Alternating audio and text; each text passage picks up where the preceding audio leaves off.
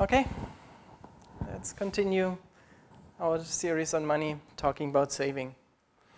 Quick recap of where we're at. We laid the biblical foundations. Money is meant to be a blessing from God. Money is meant to be a way in which God provides for all our needs.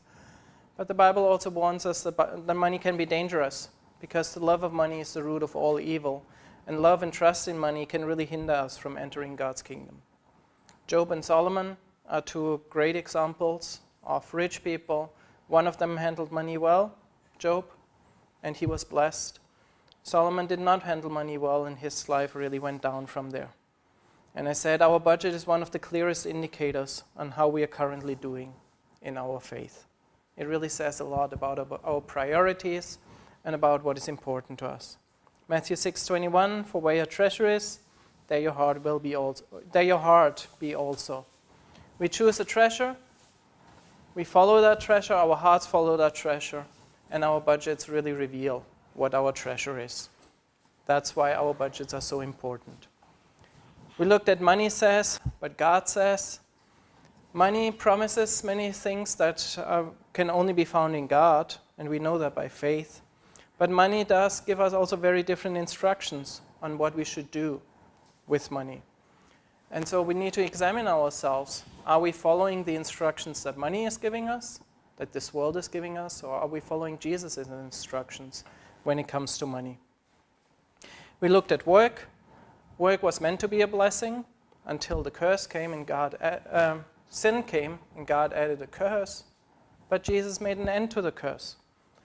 So now it's our choice again. We can say, I'm working for God, and I'm going to the workplace because I want to honor God and because I want to worship God and bring glory to God. And then Jesus will remove that curse. But if, on the other hand, we just work for money or for ourselves or self-fulfillment or whatever it might be, then that curse will remain and work will be a burden instead of a blessing. And then last week we started the practical part.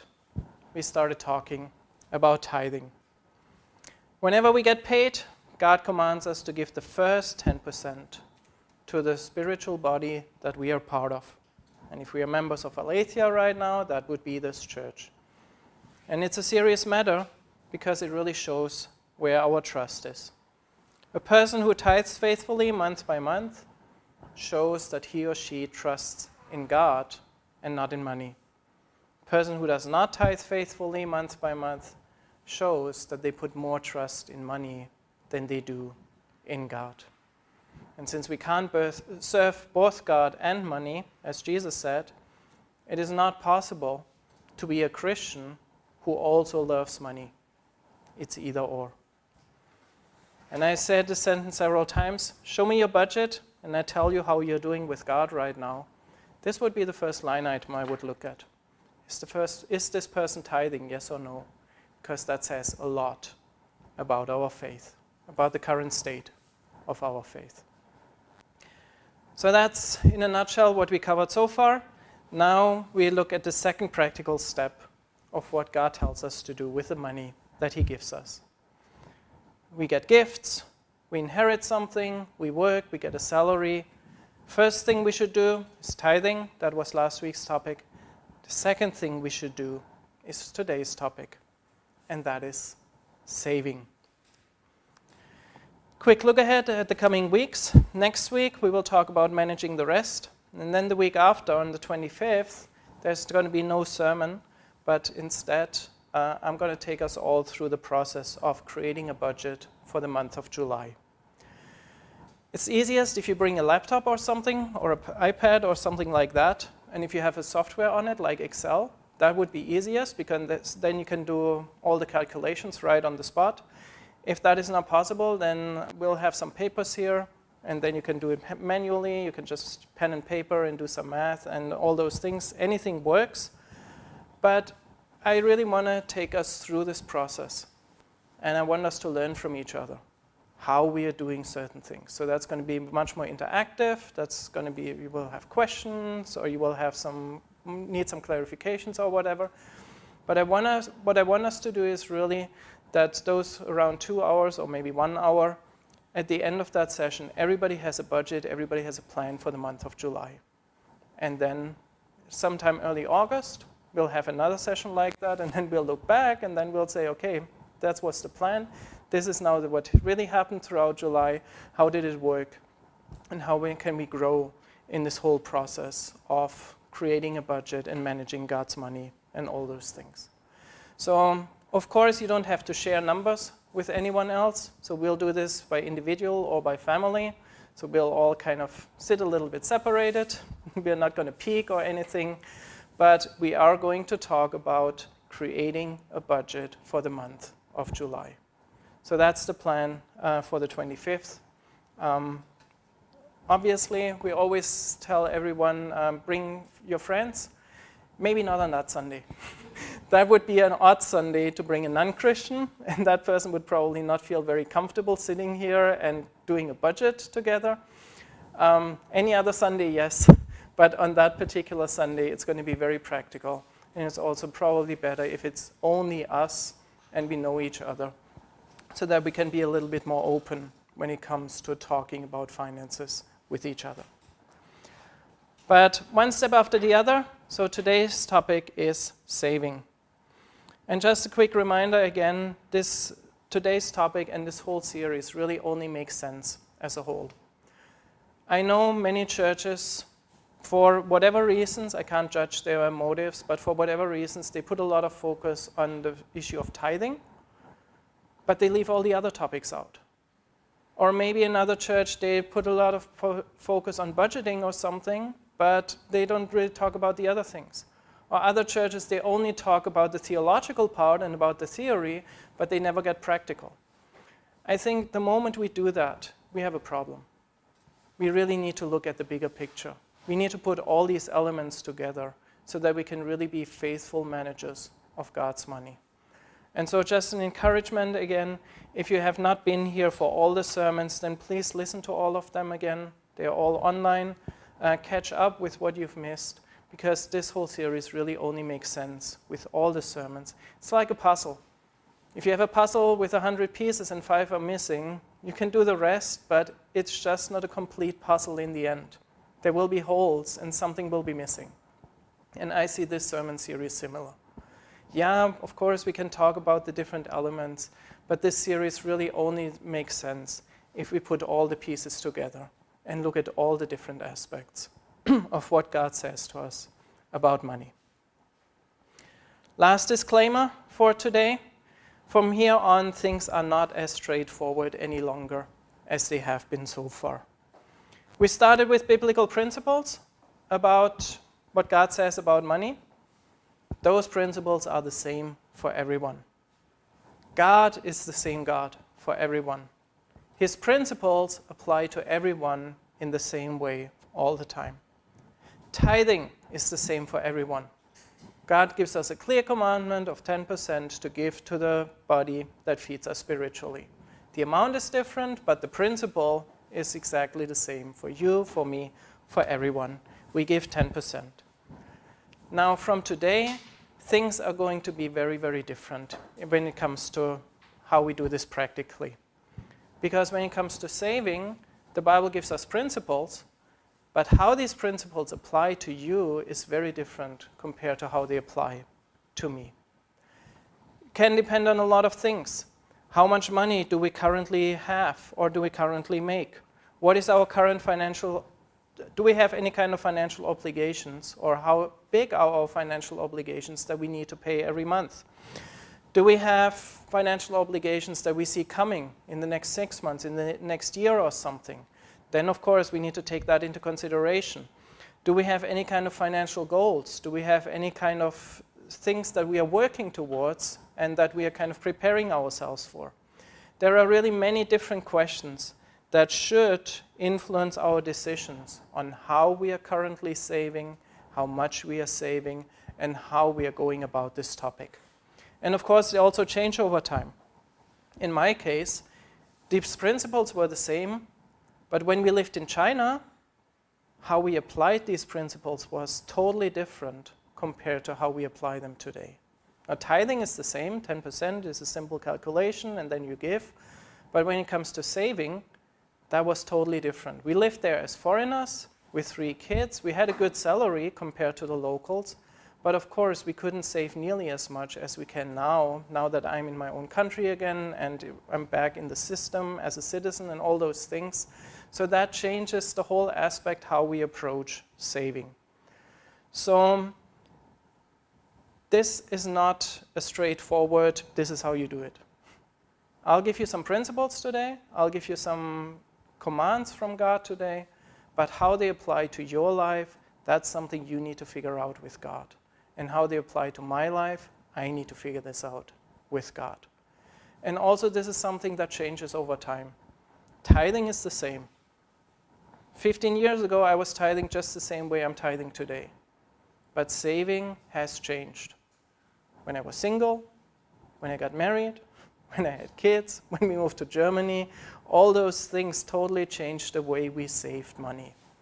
And so this is not a one and done, and after the sermon you pray over it and then you're like, okay, this is what I'm going to do for the rest of my life. No, it doesn't work like that.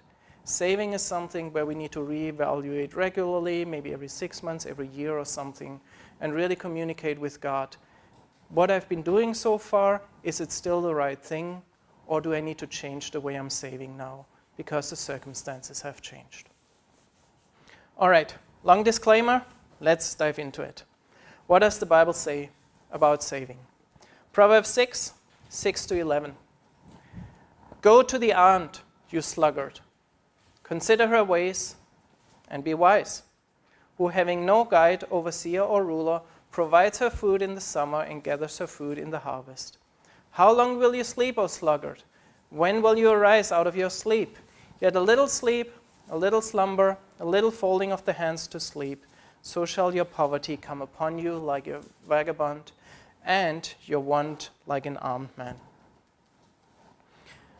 So, what do we learn from this proverb? This proverb is saying, the ants are getting it. Learn from the ants and live like them. What do? They know when it's time to collect food, then it's time to get to work. Why? Because they know it's not always going to be summer. They know it's not always going to be a time when I can just get food in whatever way, whenever I want. I cannot just always go out in flowers, forests, whatever, and just get a food. Now it's summer, now the food is available, now I need to gather it in. Because a time is going to come when I cannot take in food because it's not going to be available. There is a limited time or certain seasons when I can gather food. And when it is that season to collect, then get it. And what does the ant do? Save it for later. Don't just spend it all, don't just eat it all, be fat and be satisfied and be like, okay, I'm good. No. Collect it and save some of it for later, for the time when there is nothing available. Winter is coming. Then I can't collect food. So collect it now, provide for it later. There is a time for us to work. There is a time for us to receive money by working. There's a time to make money like that. But let's face it, there is going to be a time when we will not be able to make money. Maybe we get sick, maybe we get laid off, maybe something weird happens. Eventually we will all get too old to work. Eventually we will all retire. And yes, of course, if you live in a country like Germany, then there's a social system and everything, but still I know many people who worked for 40 years, or even longer, in Germany, and when they reach retirement they realize it's not enough. So what should we do? Plan ahead. Winter is coming. A time is going to come when you can't make money, and you need to provide for that now. Don't wait until winter is already there. Save today, plan ahead. Luke 14, 28-30. For which of you, intending to build a tower, sits not down first and counts the cost, whether he has enough to finish it, lest perhaps after he has laid the foundation and is not able to finish it, all that behold it begin to mock him, saying, this man began to build and was not able to finish. Now, the context here is different. The context here of the bigger story is not money. So this is not about how to build a tower. But Jesus is saying, this is common sense. If you want to build a tower, you don't just start building and think like, it's going to be fine. Somehow the tower is going to finish. No. First, you calculate the cost. First, you realize, okay, in today's term, if I really want to build this, it will cost me 200,000, it will cost me 500,000 euro, it will cost me $1 million, whatever the real number is. It will cost me this much. And first, you make a plan. First, you look at your bank account. You wonder, do I have enough? Do I need to take a loan? How long would it take me to repay the loan? All those things. Because the last thing you want to do is having to stop after building half a tower. That's ridiculous. It's a waste of money, and you haven't achieved anything, and you have just wasted your money. And no benefit from it. Plan ahead. Be realistic. Check what things are going to cost. Look at the numbers. Do the math. And then make a decision. Can I even do this? And if yes, save, prepare until you're ready. And when you have the money, then do it. But don't just start not being sure whether you're able to finish. You can't decide today, I want to build a tower, and then just start building. You have to save first, make sure you have enough. And then, once you have enough, start building.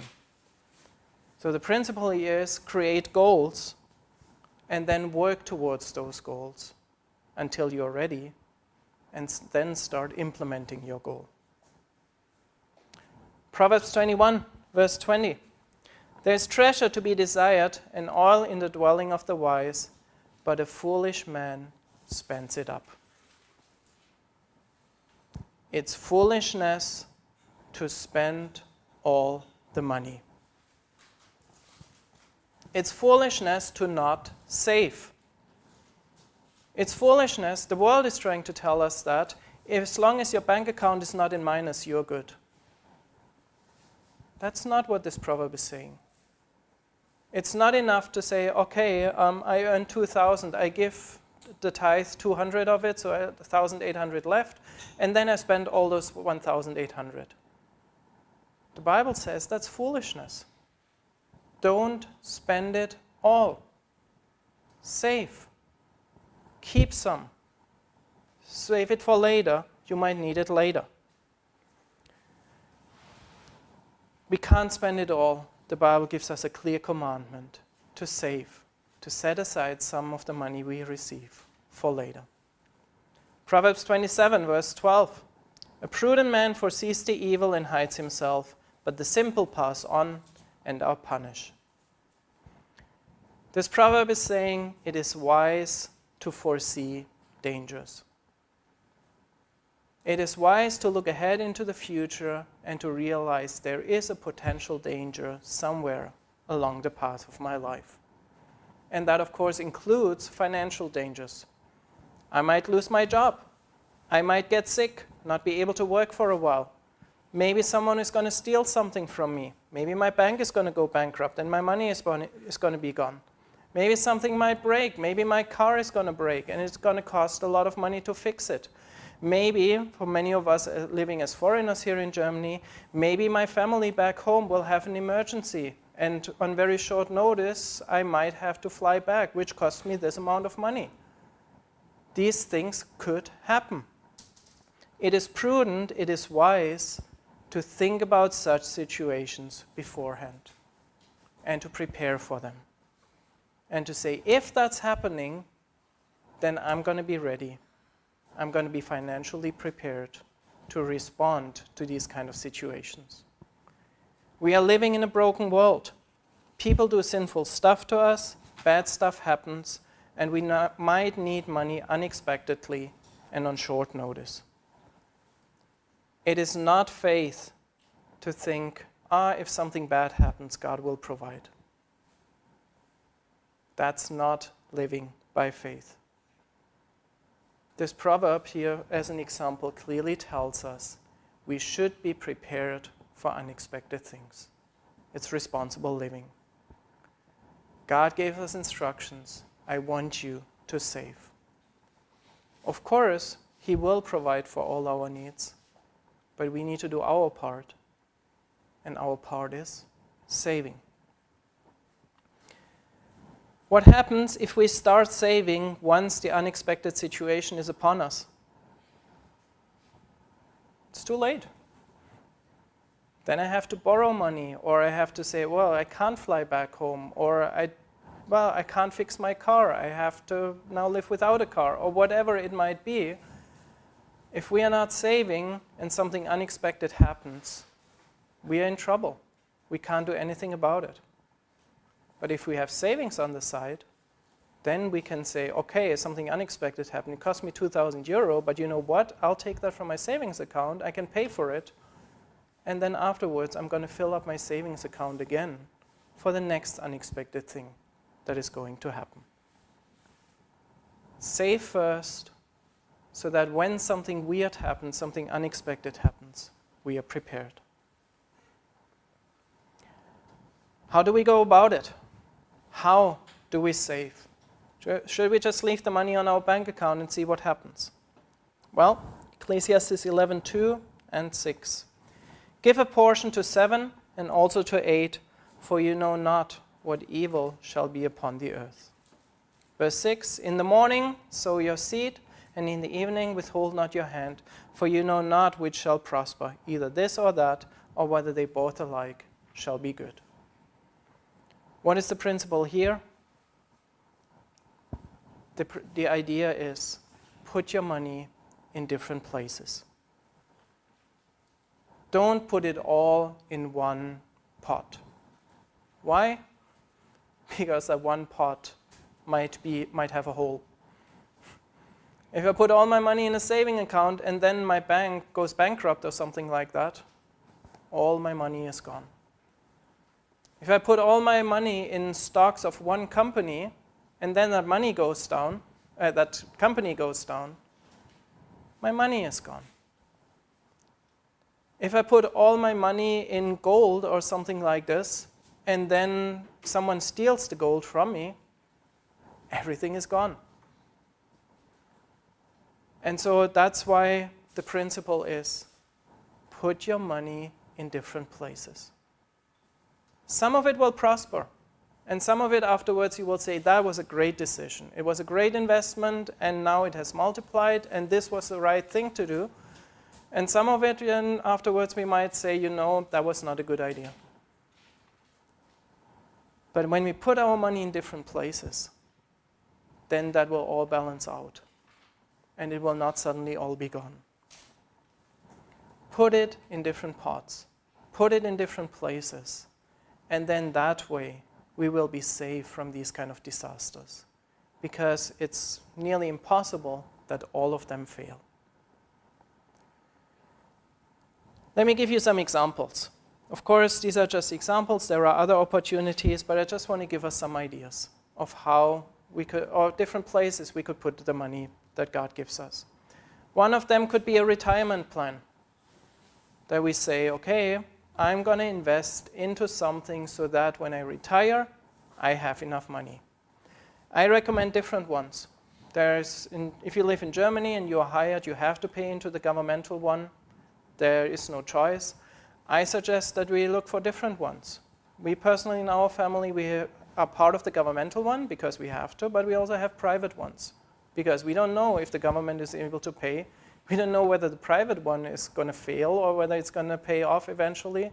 So we said we're going to put the money in different ones so that hopefully, then prayerfully, it will be enough once we reach retirement. We don't know exactly. Nobody can guarantee that to us. That's why we put it in different ones. We can do some form of investment for our retirement plan.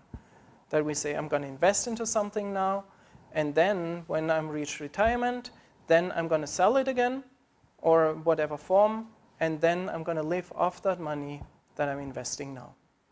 So set aside some money for when we are too old to work. That's one opportunity, one element that we could put our money in. Another one would be to save for an apartment or for a house. You can't buy a house without a plan. It's not going to just happen by accident. Usually, this takes a plan of 5, 10, 20 years to say, one day I'm going to have my own apartment. I'm going to own my own house. And there are many different ways in which we can finance this kind of living space that then is our own. Start making a plan, because it's not just going to happen. Think now, when I'm going to retire, when I'm going to be 70, where am I going to live? Do I still want to pay rent then? Or is there a way that if I work now towards this goal in the next 10, 20, 30 years, I'm going to make sure that I will be able to have my own place one day, and I'm going to be able to live in that place. Start now. We can think of investing into a share of a company. Maybe we know another Christian or someone who starts a company, and we would be able to say, I want to support this, we can help each other. You're going to run the company, I'm going to put some money into the company for you as a help to start the company. And then once the company makes profit in a few years or a few months, whatever time frame, then I'm going to benefit from that as well, because I'm having a share of the company. This could be another possibility to put our savings into something. We could put some of our money into stocks. Now, of course, this can be a little bit risky. I certainly don't recommend that we put 50 or 80% of our savings into stocks, because that could really fail. But I don't see a problem to say, I have my more stable savings over here.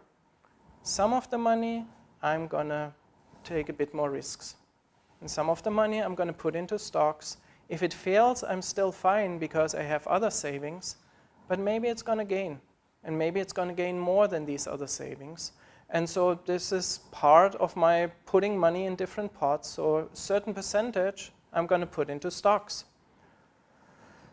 We can invest in gold or other valuables. Some people invest in gold because the value adjusts over time with things like inflation. And so they say, well, if there's a huge inflation like we are having right now all over the world, then if you have materials like gold, then the value of that changes with the inflation, and so that's a little bit more stable. We can put some money into saving accounts with higher interest rates. There are some saving accounts that they say, okay, if you don't touch the money for the next 5 years, for the next 10 years or something like that, then the banks give you a higher interest rate. And so we can invest in something like that. So there are many different ways of investing. There are many different ways of saving. I'm not trying to tell you do this or do that, but the biblical principle is put your money in different pots. Don't put it all in stocks. Don't put it all in one company. Don't put it all in one saving account. Put it in different ways. Open different pots, put a little bit of money here, a little bit of money there, a little bit of money there. And then over time you will see which one succeeds, which one will fail, and then we can adjust as we go. Next principle, we have to find a balance between 3 different types of savings. There are concrete goals that we might have to save for in the near future. Then we need some emergency money, and then we need some long-term investment. What do I mean by that? Sometimes we know that soon we need quite a bit of money. Give you a very practical example. We are a family of 5, no lab children anymore. Visiting Japan is quite a bit of money. That doesn't just happen. So what do? If we know we want to go back to Japan maybe every 2 years or something like that, we set aside some money every month and we say this money is going to be used for the tickets to fly to Japan. So when we actually go, we don't need to wonder like, oh, how are we going to pay this? We already have it. So we need to ask ourselves, is there something coming up in the next year or 2 or 3 or something like that that will require quite a bit of money? And if there is, then start planning towards that, start saving towards that, so that when you need to pay it, you already have it, and you don't have to live on the street to pay the flight ticket or whatever it might be. Maybe we plan holidays. Maybe we plan on buying a new kitchen for our apartment. Maybe we plan on buying a car. Maybe we're planning for the arrival of a child, whatever it might be. If we know that money will be needed very soon, start saving for it. So that's the first kind of saving, a concrete goal in the near future. Second thing we need, emergency money. Stuff happens. And we can't start looking for money after it happened. If I'm out of a job, I need to have some money to say, I have 3 months or 6 months or something like this that we can live on, and in that time I'm going to find a new job. If something breaks in the house, we have to pay for it. There is some money, some emergency money, that we can say we're going to pay for a new fridge or whatever we might need. We can pay for it from this emergency money because we need it right now. If we suddenly need to fly to our home country for whatever reason because something happened, then we can say, you know, there is some emergency money. We're going to use it, and we're going to fly there, and then we're going to start filling up this emergency pot again for the next one. So this is the second type of pot that we need to fill. And then the third one is the long-term investments for the future. Things that we say, we are not going to touch this money. And unless we have to live on the street or something like that, unless it's really a total disaster, this money stays there and we are not going to touch it. For example, I want to have money when I retire, so I need a long-term plan for that, and I'm going to set aside money for this goal. I want to buy an apartment. I need a long-term plan for that, so I'm going to set aside money for this goal.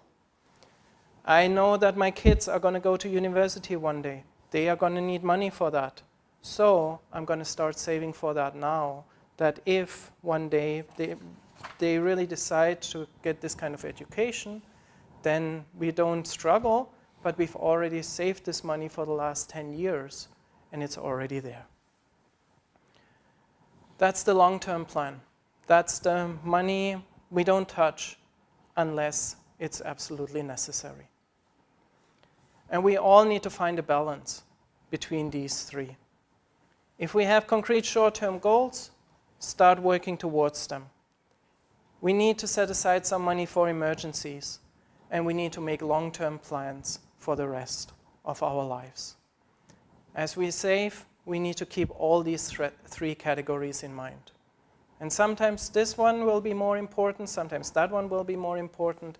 That's what I mean with it will change over time. We need to adjust over time. So they change in priority over time, but we always need to keep all three in mind. And we always need to make a conscious decision. Do I want to put more in this pot, in that pot, or in that pot? What is most needed right now? Next question, how much should I save? Here's where it becomes very unclear, or not unclear, but where the Bible does not give us a clear instruction. Tithing is clear, 10%, same for everyone. The Bible does not tell us how much we should save. But just because it doesn't say how much we should save, doesn't mean that we don't have to. The Bible clearly commands us, you need to save. It just doesn't tell us how much. From our experience, like I shared earlier, it changed quite a bit. When we were in China, our saving plan was very different compared to now living in Germany. So it depends on a lot of circumstances. From our experience, we had to adjust our saving plans a lot. Like I said, from single to married, to having 1 kid, having 2 kids, having 3 kids, moving to Germany. Every single time when such a major change happened, we had to say, what are we going to do with our savings now? How are we going to adjust to that? So how we saved changed quite a bit over time. But the important thing is we always saved. We never had a season when we said, no, we are not going to save now. We always were obedient to God's commandment. And at certain times there was very little we could save. And at certain times, like right now, there's a lot we can save. That's not the point. But the point is we always saved. We never compromised on setting aside some money for the future. Now, if you were to nail me down and to tell me, and you said, give me a number, I would say, if possible, maybe aim for around 10%, like the tithe. But again, if you're a student right now, you might say, no, 10%, then I have nothing to eat, or I have to compromise somewhere else. I can't do that. Or maybe some of you right now say, we are earning a lot, and we are having a lot of money, so 10%, we can save much more than that. So I really don't want you to kind of think, okay, Bernd told me to save 10%, and I have to do it now. That's not my goal. But I think it's also sometimes helpful to get a bit of a guideline. Sometimes helpful to get a bit of an idea of what kind of number we should aim for, what we should shoot for. So if you do your budget then in the coming weeks, or when we do it together and you realize, okay, 10% is not enough, then do more. And if you realize 10% is not possible, then do less. Don't feel like this 10% is a law. It's just a general guideline. It's just a general idea on what we could aim for if it's realistic. The important thing is the order. The important thing is save first, live off the rest. What do most people do? Live first, save the rest.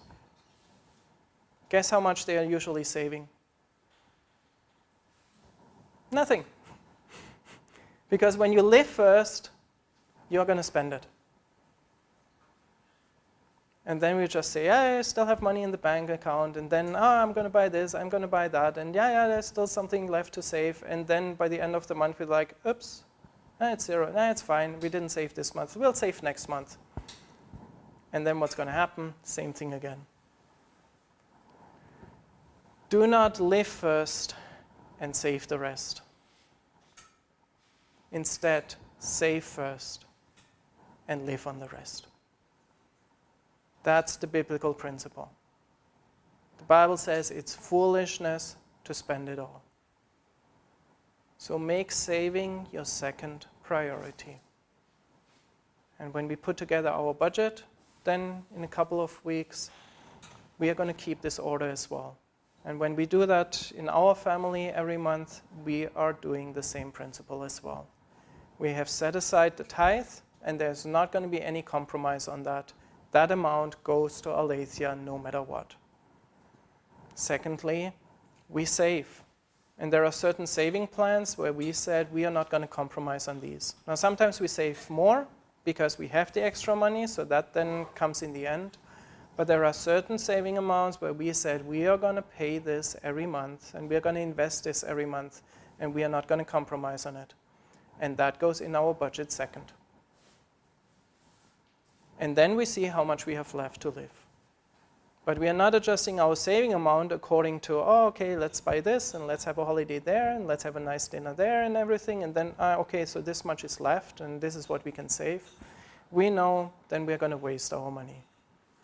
Put the savings in before Put it as the second thing in your budget, as the second priority, and then see how much is left to live on.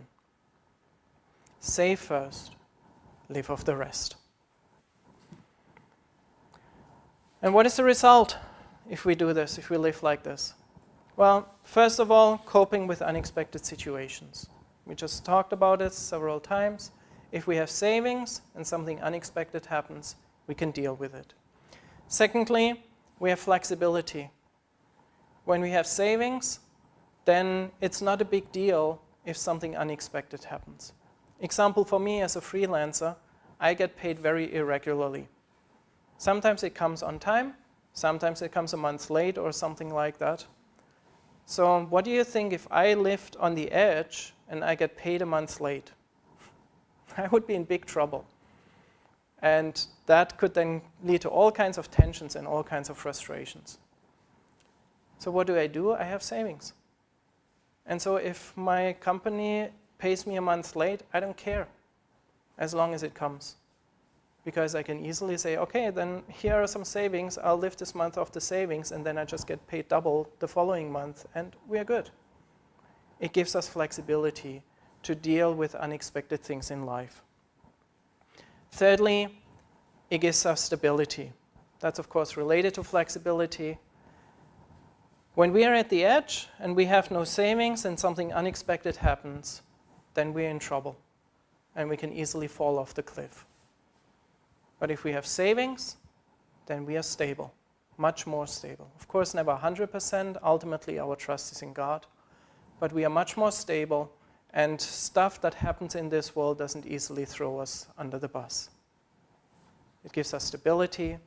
And fourthly, it gives us opportunities. Imagine you are thinking about buying a car for a while, and suddenly you see one, an offer, a great deal, it's 50% off or something like that. And then the difference if you have savings or not. If you have no savings, you'll be like, oh, I really want to buy this car, but I don't have the money. And the opportunity goes. Because we can't.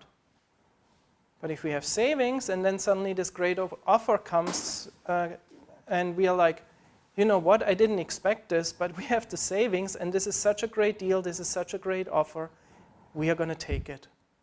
It gives us opportunities. A giving opportunity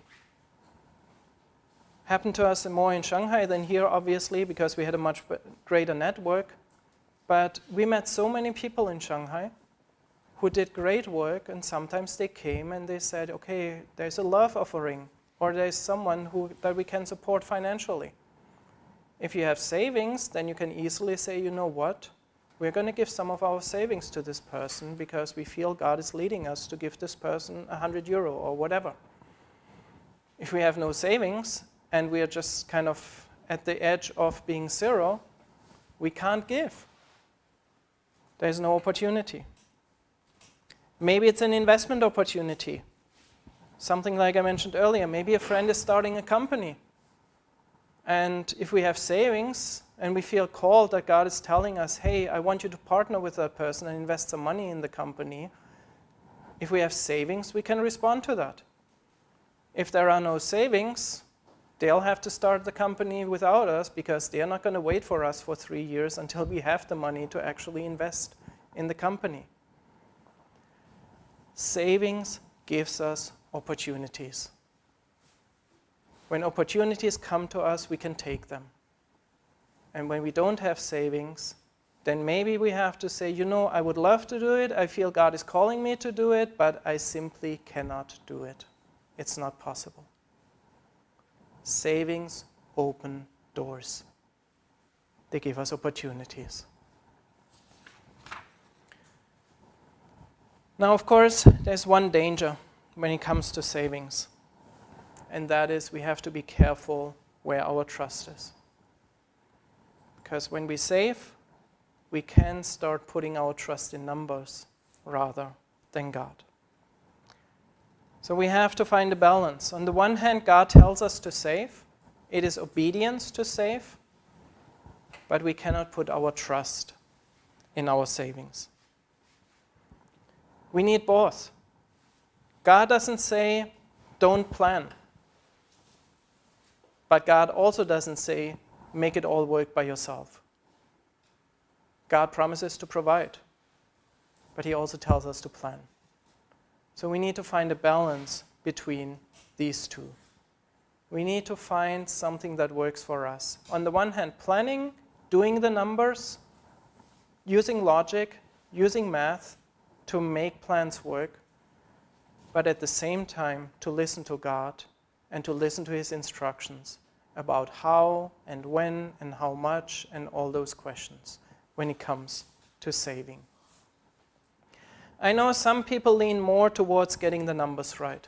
Some people are more logical and they say, okay, I'm leaning more towards doing the math and that's my starting point. And then if God tells me something else, then I will do it, but I'm leaning towards the math. And other people are more like, I want to hear from God first. I don't want to just start my own saving plan. I want to hear from God, and I want him to tell me how to save, what to invest in, and everything. And then once God speaks, then I'm going to do it. We need both. The problem is if we do one without the other. The problem is when I do only math and I don't listen to God's instructions. And the other problem is if I only listen to God, but I don't do any math, and I make no plans, and I'm just like, yeah, God will provide. The extremes are dangerous. But in the middle, I think some people lean more towards the math and less towards listening to God. Some people lean more towards listening to God, but also do some math. We are different, and God has wired us differently, and that's okay. Just avoid the extremes. Just avoid doing only one and not the other. Now, related to savings is another important topic, and that is the topic of debt. What does the Bible say about going into debt? Is it okay to go into debt? Well, Proverbs 22, verse 7, the rich rules over the poor, and the borrower is servant to the lender. Every time you and I borrow money from someone else, we are making ourselves a servant to whoever we are borrowing money from. I do not want to be a servant to a worldly bank. I do not want to be a servant to a worldly credit institute. I want to be a servant of Jesus. Remember, Jesus said you cannot serve two masters. It's a problem. It's a real problem in today's society when we go into debt like that. So the general principle from the Bible is clear. Don't get into debt. Don't borrow money, especially when it comes to increasing your living standard.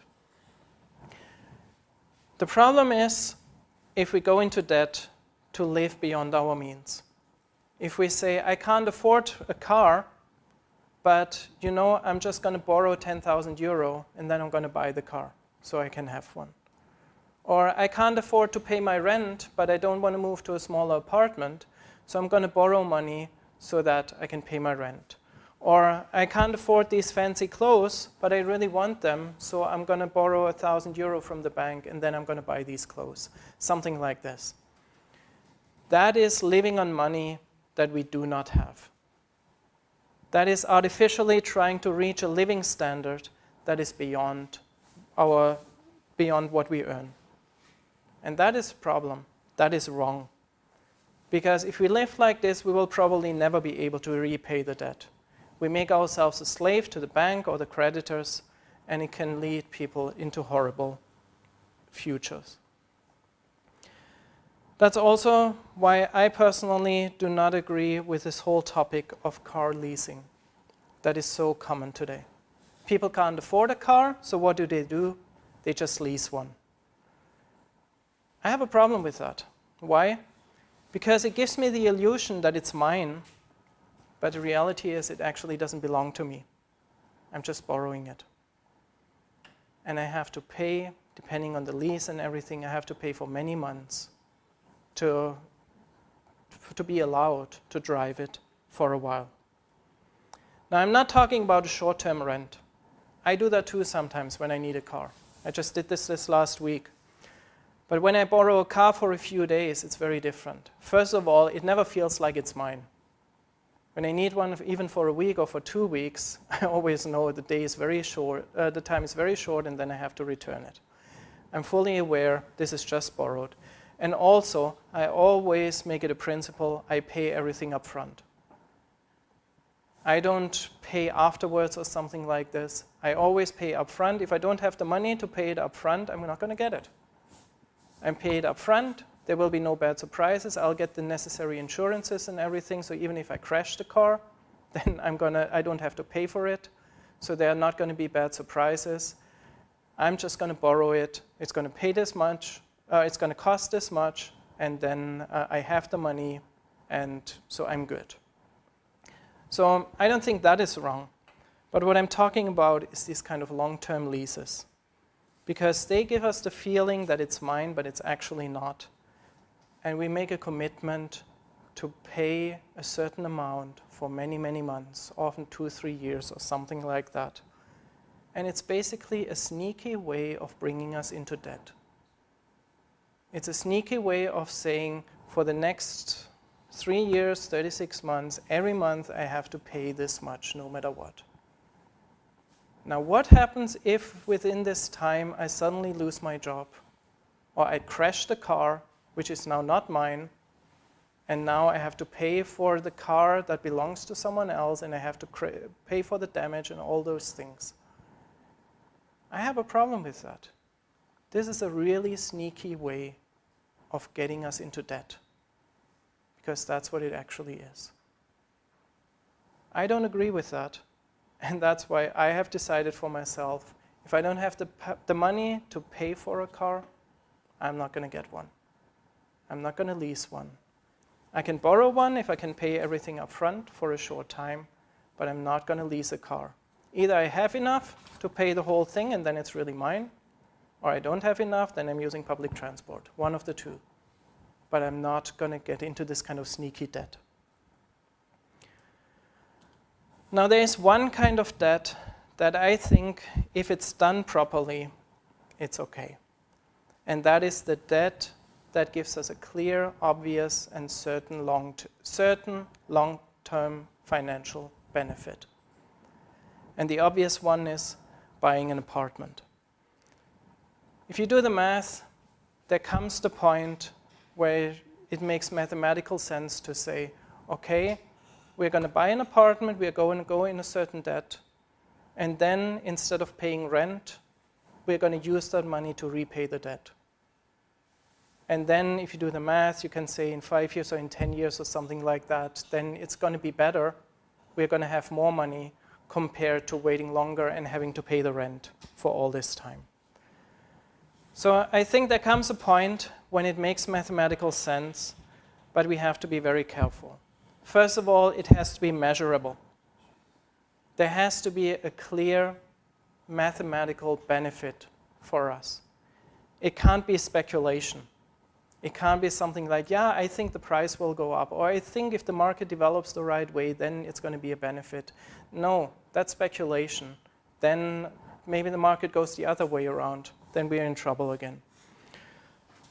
So there has to be a clear advantage that we say, if I take this debt, then I'm going to have a long-term gain. But it has to meet two very important criteria. First of all, there has to be this kind of benefit. And secondly, we have to have the assets to return the loan at any time. We have to be aware, if we take a loan from a bank or from a creditor or whatever, they have the right to tell us at any time, repay now. Now, what happens if I buy an apartment for, let's say, 300,000 euro? I borrow 300,000 euro. Then a year later, the market drops. Now it's worth only 200,000 euro. And then my credit company comes and says, pay us back our 300,000. I don't have the money. And that's a problem. We have to have the assets. We have to be able, in this kind of case, to be able to say, if my bank now comes and says, pay us back the money that you borrowed from us, I have to be able to say, okay, if that's what you want, I'm going to sell the house again, and it's worth more than the debt I have. We cannot bring ourselves in a situation where we have more financial obligations than assets that we could sell. So that is very important, that we don't fall in this trap of doing something risky, putting a lot of money in something, and then not having the assets to actually repay. Many banks enforce that. German system, if you have a Bausparvertrag or something like that, they often require you to first have 30, 40, 50% or something like that of the value before they give you the loan.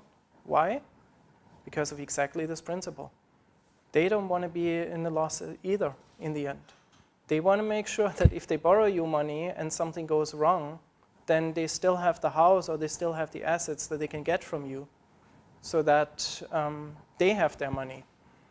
And for us, of course, that also means that we are not ending up on the street. So consider the worth of the assets that you have before you take this kind of debt. And also consider that the worth of your assets can change. Don't consider your car as an asset. Why? First of all, it loses value with every year that you drive it. And secondly, you can crash your car. And then it's gone, and then your assets are gone. So, as an example, if you want to buy an apartment for 300,000 or something like that, then make sure that you have at least 150,000 or something like that, that you don't have 100% of the loan goes into the apartment, but maybe you can say, okay, the loan is only 50% of the value of the house that I'm buying.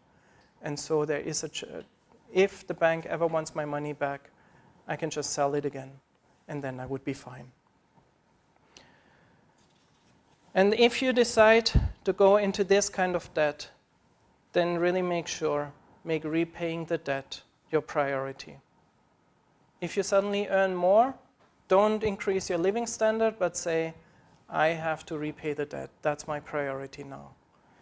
Maybe skip a holiday or two and say, we still have this debt. We're not going to go on holidays now until we repaid everything. That's our priority. And instead of using 3,000 euro now for these holidays, we're going to put those 3,000 euro into repaying the debt so that we are out of that as quickly as possible.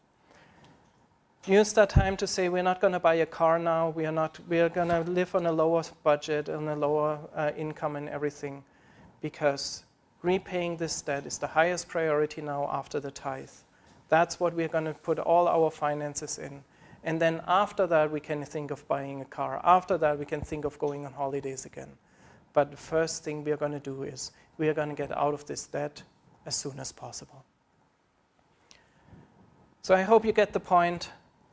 Debt is generally not a biblical principle.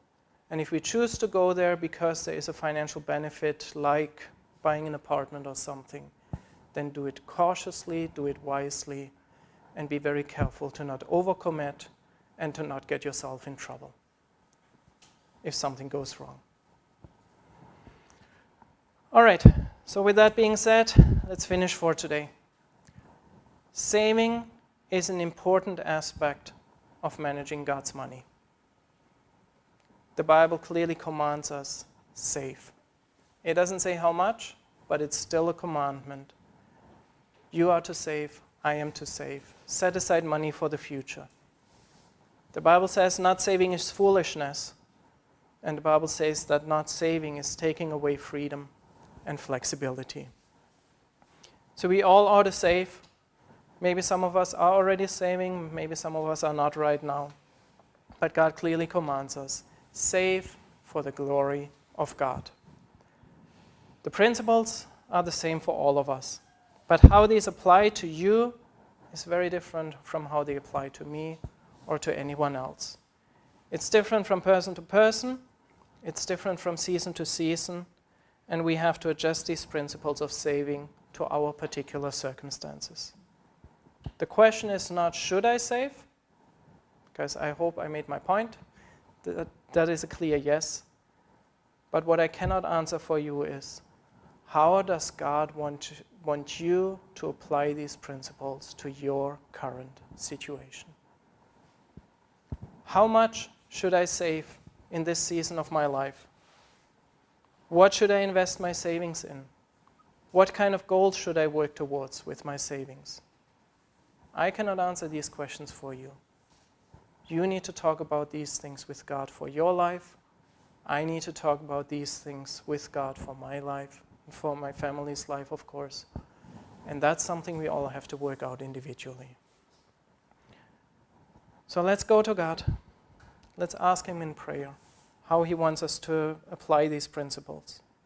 Let's hear what He says, and let's just do it for the glory of God. May we pray. God, we're just grateful that you don't leave us alone with all these things. And we're grateful that you have a way that is so different from the way of this world. This world tells us so many other things. It tells us to spend. It tells us to overcommit. It tells us to go into debt. It tells us that ending up with zero at the end of the month is a good thing, and all kinds of lies. But Lord, your word says something different. Jesus, please help us to really take these things to heart. And we ask you that you will help us to